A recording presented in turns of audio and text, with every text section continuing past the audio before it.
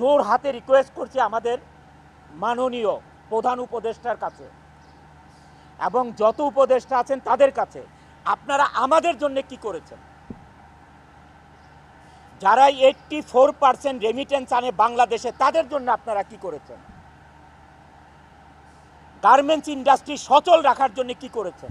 আমরা সবাই আশা করেছিলাম যে ঈদের সময় অ্যাটলিস্ট একটা বেতন ব্যাংকে লোন দেওয়া হবে।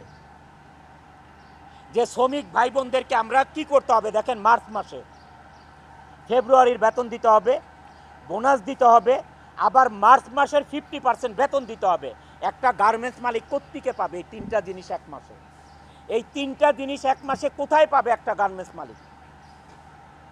যারা 84% রেমিটেন্স এনে বাংলাদেশের অর্থনীতির চাকা সচল রাখে, তাদের জন্য কি করেছেন?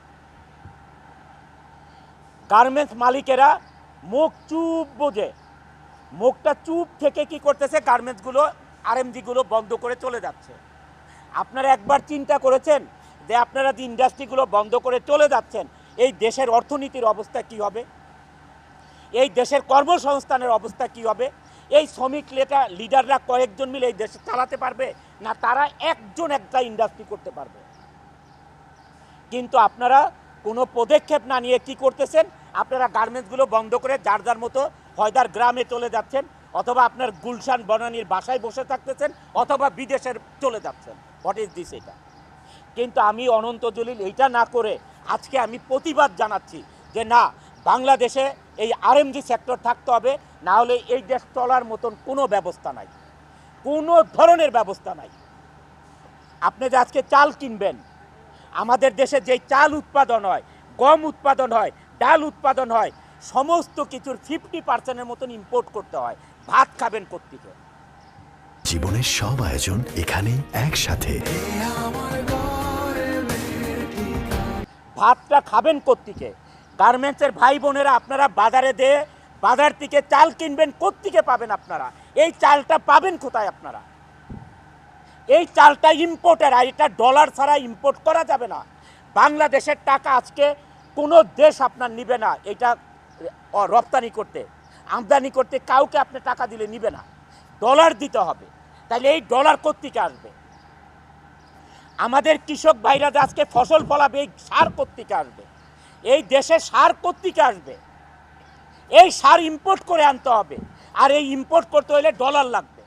এই ডলার কারা এই ডলার কারা বাংলাদেশে আনে? এটা আনে গার্মেন্টস মালিকরা আনে, আর হচ্ছে রেমিটেন্স যোদ্ধারা 14% আনে, আর 84% আনে গার্মেন্টস মালিকরা। কিছুদিন আগে আমি শ্রমিক লিডারদেরকে বক্তৃতা দিতে শুনলাম যে বন্ধ ইন্ডাস্ট্রিগুলি খুলে দিতে হবে। আরে সে মালিক এখন কেন খুলে দিবে? এখন কেন গার্মেন্টস মালিকরা ইন্ডাস্ট্রি খুলে দিবে? তোমরা লিড দিয়ে এই গার্মেন্টস ইন্ডাস্ট্রি বন্ধ করতে পারো, এখন খুলতে পারো না? একটা ইন্ডাস্ট্রি বানাতে পারো না? বানায় তাদেরকে চাকরি দাও। একটা ইন্ডাস্ট্রি এরকম করে বানায় তাদেরকে চাকরি দাও না পারলে। এখন কেন গার্মেন্টস মালিকদেরকে খুলতে হবে এইসব বন্ধ ইন্ডাস্ট্রি? আজকে যদি আমি ইন্ডাস্ট্রি বন্ধ করে দিই, এখানে 12,000 লোক কাজ করে, নট 12,000, 12 লক্ষ লোক জড়িত এটার সাথে। এই গার্মেন্টস ইন্ডাস্ট্রির সাথে কি জড়িত না? ব্যাংক জড়িত, ইন্স্যুরেন্স জড়িত, মোবাইল কোম্পানি জড়িত, হাড়ি পাতিল থেকে কাপড় চোপড় বানানো, বাসা ভাড়া, প্রত্যেকটা জিনিস জড়িত এটার সাথে। কি জড়িত নাই গার্মেন্টস ইন্ডাস্ট্রির সাথে? বাংলাদেশে 84% রেমিটেন্স আছে শুধু আরএমজিতে। 13% 14% আসে হচ্ছে আমাদের রেমিটেন্স যোদ্ধাদের থেকে। সারা বাংলাদেশের এক্সপোর্ট থেকে 2% আসে, 2%।